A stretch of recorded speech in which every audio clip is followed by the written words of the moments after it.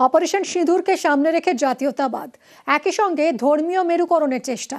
নেতাজি ইন্ডোরে চড়া সুর অমিত শাহের।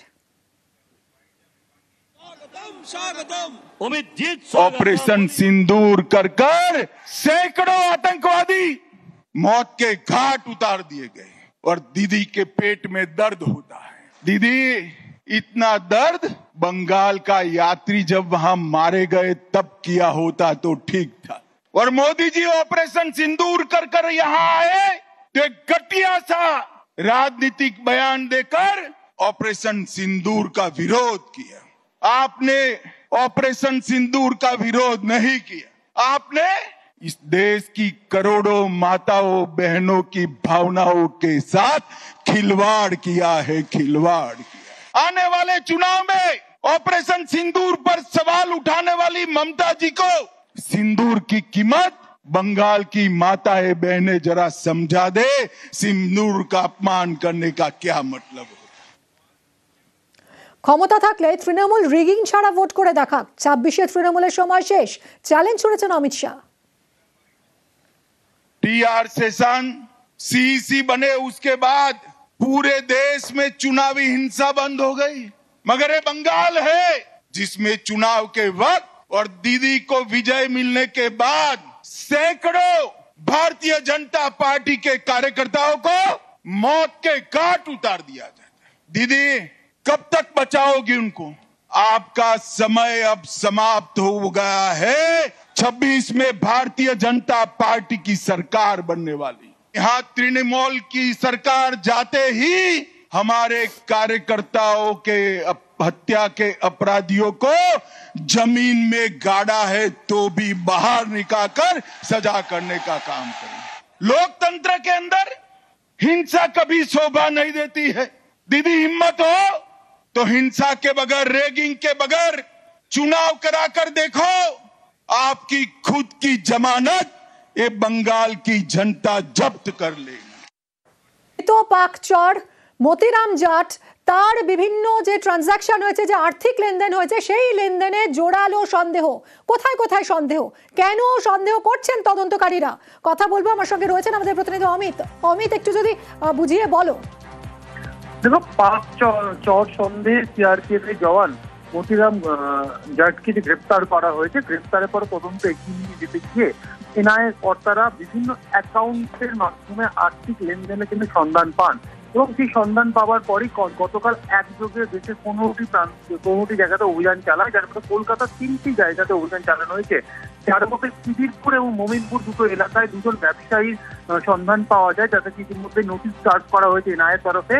তাদের মাধ্যমে 2024 সালে বেশ কয়েকটি অ্যাকাউন্টে অনলাইনে টাকা পাঠানো হয়েছে এবং যদিও এই সমস্ত ব্যবসায়ীর দাবি যে তারা মানি ট্রান্সফার, মানি ট্রানজাকশন করে থাকেন এবং তাদের কাছ থেকে বিভিন্ন সময় বিভিন্ন ব্যক্তি এসে মানি ট্রানজাকশন করে, সেই ব্যাপারে তারা বলতে পারছেন না। কিন্তু তারাও এই মুহূর্তে এনআইএ নজরে গতকাল এনআইএ তরফে নোটিশ সার্ভ করা হয়েছে। আগামীকাল দুই ব্যবসায়ী, কলকাতার দুজন ব্যবসায়ী, একজন খিদিরপুর এলাকার যার নাম হচ্ছে মোহাম্মদ ইজাজ, অন্যদিকে মোহাম্মদ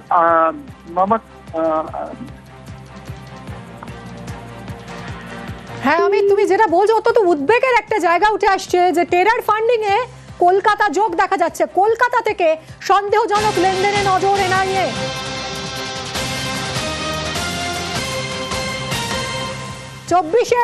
2024 নভেম্বর থেকে ডিসেম্বর পর্যন্ত একাধিক লেনদেন হয়েছে। 2025 জানুয়ারিতেও ঘন ঘন লেনদেনের তথ্য সামনে এসেছে। কথা বলবো, আমার সঙ্গে রয়েছেন আমাদের প্রতিনিধি রৌনক। রৌনক, টেরার ফান্ডিং এ কলকাতা যোগ, কোথা থেকে কারা টাকা পাঠাতো, কি কি উঠে আসছে আর তদন্তে?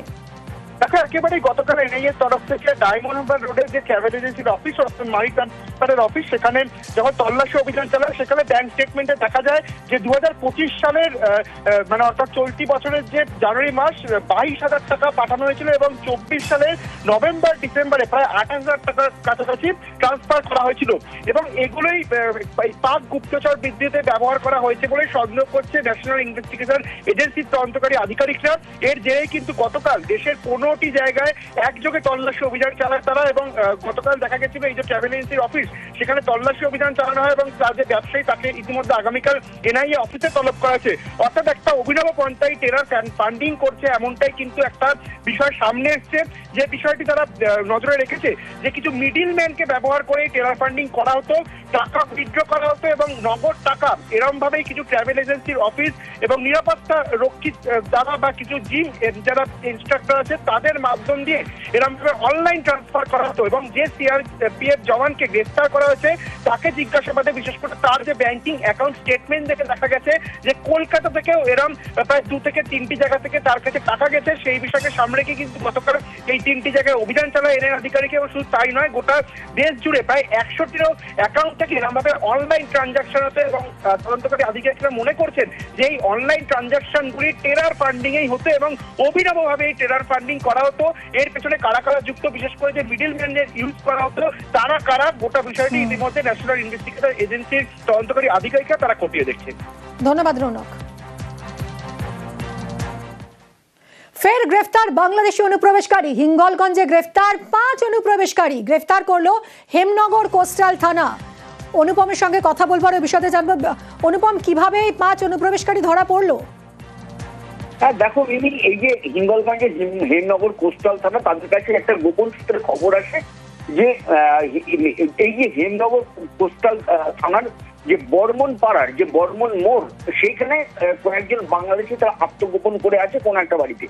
এরপর কোস্টাল থানার পুলিশরা সেই বাড়িতে গিয়ে যখন হানা দেয়, সেখানে না পেয়ে তারপর বর্মন যে মোড়, সেই মোড়ের একটি দোকানের পাশে গলির মধ্যে গিয়ে তাদের গতকাল রাত্রে তাদেরকে আটক করে এবং জিজ্ঞাসাবাদ জানতে পারে যে তারা বাংলাদেশ থেকে এপারে এসে তারা আত্মগোপন করেছিল এবং 2 দিন আগেই তারা বাংলাদেশ নদী পার হয়ে এপারে আসে এবং তাদেরকে জিজ্ঞাসাবাদ করে এবং আজকে তাদেরকে বসিরহাট যে মহকুমা আদালত সেখানে পাঠানো হয়েছে। তবে তাদের কাছে কিন্তু পুলিশ কিন্তু যে সূত্র খোঁজার চেষ্টা করছে যে কোন সোর্স মারফত তারা বাংলাদেশ থেকে ভারতে তারা ঢোকে, কি তাদের যে লিঙ্কম্যান, সেই লিঙ্কম্যানের কিন্তু খোঁজ করছে হেমনগর থানা এবং যে হিঙ্গলগঞ্জ থানা, দুটো থানা উভয় পক্ষে যৌথভাবে কিন্তু এর তদন্ত শুরু করেছে যে কাদের সোর্স মারফত, কাদের লিঙ্ক মারফত তারা এইভাবে নদী পার হয়ে বাংলাদেশ থেকে ভারতে ঢুকছে এবং একের পর এক ঢুকছে। আমরা কিন্তু পরপর কিন্তু আমরা দেখতে পাচ্ছি বসিরহাটের ঘোচাডাঙ্গা, স্বরূপনগরের বিথারি, হাকিমপুর সীমান্ত এবং হিঙ্গলগঞ্জ, হেমনগর কোস্টাল থানা, এইসব বিভিন্ন যে সীমান্ত দিয়ে কিন্তু প্রতিদিনই কোথাও না কোথাও গিয়ে কিন্তু বাংলাদেশ অনুপ্রবেশকারীরা ইন্ডিয়ায় ভারতে ঢুকছে। এবং এইখানেই কিন্তু যে বসিরহাট পুলিশ জেলার পক্ষ থেকে কিন্তু একদম কড়া নির্দেশ জারি করা হয়েছে।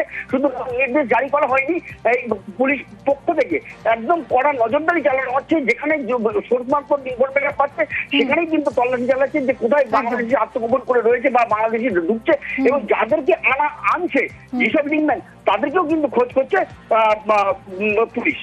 ধন্যবাদ। মাটিগাড়ায় 2 আফগান তরুণী গ্রেফতার। ভিসার মেয়াদ শেষ হয়ে যাওয়ার পরেও ভারতে ছিল তারা। শিলিগুড়ির মাটিগাড়ায় ইভেন্টে যোগ দিতে যান। 2 তরুণীর কাছে হোটেল কর্তৃপক্ষ নথি দেখতে চায়, তারা সেই নথি দেখাতে না পারায় গ্রেফতার।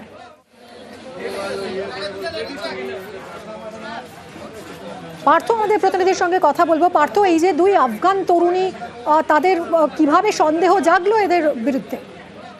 এখন শিলিগুড়ির মাটিগাড়ায় একটি হোটেলে কিন্তু ইভেন্টের কাজে আসে এবং কোনো একটা বেসরকারি সংস্থার অধীনে, এবং গতকাল সেই রাতে ইভেন্ট শেষ হওয়ার পর তারা যখন পাশের একটি হোটেলে ঘুরতে যায়, সেখানে কাটাবে বলে সেই সময় যখন তাদের পরিচয়পত্র নিতে যাওয়া হয় হোটেল কর্তৃপক্ষ চায়, সেই সময় তারা পাসপোর্ট ভিসা দেখায়, সেখানে দেখা যায় ভিসার মেয়াদ কিন্তু পার হয়ে গেছে। মেয়াদ উত্তীর্ণ ভিসা নিয়ে কিভাবে তারা দেশে রয়েছে আমাদের দেশে তা নিয়ে কিন্তু প্রশ্ন ওঠে এবং তৎক্ষণাৎ হোটেল থেকে মাটিগাড়া থানার খবর দেওয়া হয়। মাটিগাড়া থানার পুলিশ এসে 2 আফগান তরুণীকে প্রথমে আটক করে জেরা চালায় এবং তারপরে কিন্তু রাস্তা থেকে গ্রেপ্তার করা হয়। আজ শিলিগুড়ি আদালতে তোলা হয়েছে। নিজেদের হেফাজতে নিয়ে তারা জানতে চাইবে কবে এরা এসেছিল আফগানিস্তান থেকে আমাদের এই রাজ্যে বা আমাদের দেশে এবং কি কারণে এসেছিল, কেন মেয়াদ পার হয়ে গেছে তাদের জানা হচ্ছে কথা, কেন তার মেয়াদ। একদমই এই সবই প্রশ্নের উত্তর এই মুহূর্তে জানার চেষ্টা করছে পুলিশ। অনেক ধন্যবাদ পার্থ। অমিত শাহের বঙ্গ সফরের মধ্যেই কলকাতায় কেন্দ্রীয় স্বরাষ্ট্র সচিব, পুলিশ প্রশাসনের শীর্ষ কর্তাদের সঙ্গে বৈঠক রয়েছে। রাজ্যের মুখ্য সচিব, স্বরাষ্ট্র সচিব, ডিজির সঙ্গে বৈঠক। কথা বলবো সোমরাজ আমাদের প্রতিনিধির সঙ্গে। সোমরাজ, এই বৈঠকের এজেন্ডা কি? দেখো, ইতিমধ্যে এই বৈঠক শুরু হয়েছে, প্রায় 1.5 ঘন্টারও বেশি সময়সীমা হলো এই বৈঠক চলছে। বৈঠকের মূলত আলোচ্য বিষয়বস্তুই হচ্ছে সীমান্তবর্তী অঞ্চলগুলি নিরাপত্তা ব্যবস্থা, বিশেষ করে উত্তরবঙ্গের যে সীমান্তবর্তী অঞ্চলগুলি রয়েছে সেখানে নিরাপত্তা ব্যবস্থা নিয়ে কেন্দ্রের বিভিন্ন যে এজেন্সিগুলি রয়েছে তার সঙ্গে রাজ্য পুলিশের সমন্বয় রেখে কাজ করা। দ্বিতীয়ত হচ্ছে যে সীমান্তবর্তী অঞ্চলগুলির একাধিক জায়গায় ফেন্সিং লাগানো এবং তা নিয়ে রাজ্যের থেকে ইতিমধ্যেই জমি দিয়েছে কেন্দ্রীয় স্বরাষ্ট্র মন্ত্রক। তুমি জানো ইতিমধ্যে রাজ্যের তরফে জমি দেওয়াও হচ্ছে, সেই কাজ কতদূর এগুলো তা নিয়ে পর্যালোচনা বৈঠক। তৃতীয়ত হচ্ছে ভারতীয় ন্যায় সংহিতা আইন কতটা কার্যকর হয়েছে এবং এক্ষেত্রে কি কি পদক্ষেপ করছে রাজ্য পুলিশ। এই 3টি বিষয় নিয়ে মূলত পর্যালোচনা বৈঠক হচ্ছে এবং যেটা সূত্র মারফত জানা যাচ্ছে ইতিমধ্যেই সেই বৈঠকে আলোচনা হচ্ছে যে এই যে ফেন্সিং লাগানোর জন্য যে জমি এবং সেই জমি নিয়ে রাজ্যের তরফে এখনো পর্যন্ত কি কি পদক্ষেপ নেওয়া হয়েছে, কতটা জমি দেওয়া হলো তা নিয়ে বিস্তারিত আলোচনা চলছে এবং সেই বৈঠক এখনো চলছে বলে আমরা সূত্র মারফত জানতে পারছি। এবং এই বৈঠকে মূলত কেন্দ্রের স্বরাষ্ট্র মন্ত্রকের তরফে একটি পাওয়ার পয়েন্ট প্রেজেন্টেশন দেওয়া হবে যে রাজ্যের তরফে এখনো পর্যন্ত কি কি করা হয়েছে বা কি কি করা প্রয়োজন রয়েছে তা নিয়েও আলোচনা হবে। এই বৈঠক প্রায় 1.5 ঘন্টা হলো এখনো চলছে। ধন্যবাদ সোমরাজ।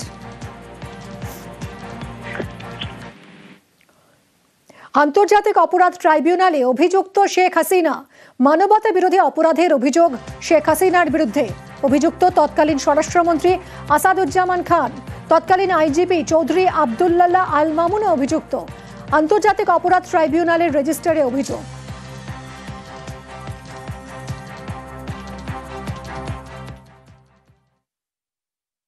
অভিযোগ দাখিল হয়েছিল 14/8/24 তারিখে, 12/5/2025 তারিখে তদন্ত প্রতিবেদন দাখিল করেন, যাতে এই 3 জনকে আসামি করা হয়েছে। তারা হলেন সাবেক প্রধানমন্ত্রী শেখ হাসিনা, সাবেক স্বরাষ্ট্রমন্ত্রী আসাদুজ্জামান খান কামাল এবং সাবেক আইজিপি চৌধুরী আব্দুল্লাহ আল মামুন। 1971 সালে স্বাধীনতার পরপরই আওয়ামী লীগ সরকার তাদের জনগণকে প্রদত্ত প্রতিশ্রুতি লঙ্ঘন করে একনায়কতন্ত্র, স্বৈরাচার এবং নিপীড়ন ব্যবস্থা কায়েম করেছিল।